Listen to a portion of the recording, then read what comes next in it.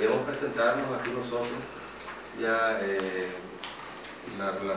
situación de esta reunión más que todo es para el programa de que se va a implementar, porque está implementando la OMS y la OASI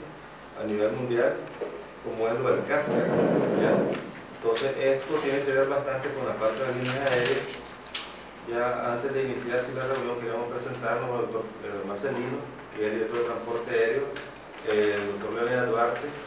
ya que es la parte legal de la institución, ustedes lo conocen, el doctor Edmundo Sánchez, que es de la parte del MINSA, delegado por la ministra de Salud,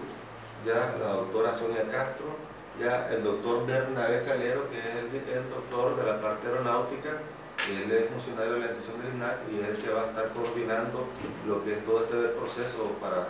implementar las medidas que OASI nos ha transmitido como este regulador, el capitán Mario Padilla, que es parte también del equipo del doctor Bernabé, y también el capitán Francisco